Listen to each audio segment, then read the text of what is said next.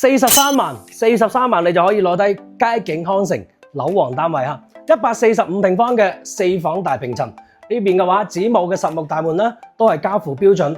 廚房入嚟係 U 型嘅設計啦，全部採用德國嘅進口品牌啊。西門子嘅3件套，呢啲都係交付標準。左手邊咧就係呢個入戶嘅門櫃啦，前後都有露台嘅嚇，後邊可以望到小區嘅園林，做咗一個洗衣房嘅設計。開間嘅話咧係去到4.6米㗎。咁我哋前面嘅景觀園林咧，可以望到由貝爾高林團隊設計嘅水系景觀園林，非常之舒服。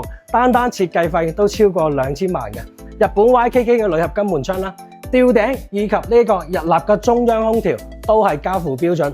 呢度可以講係成個坦洲嘅天花板。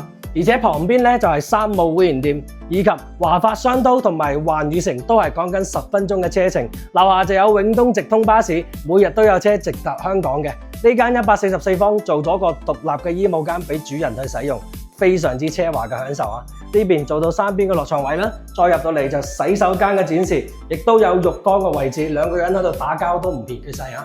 有興趣嘅朋友快啲揾我睇到啦！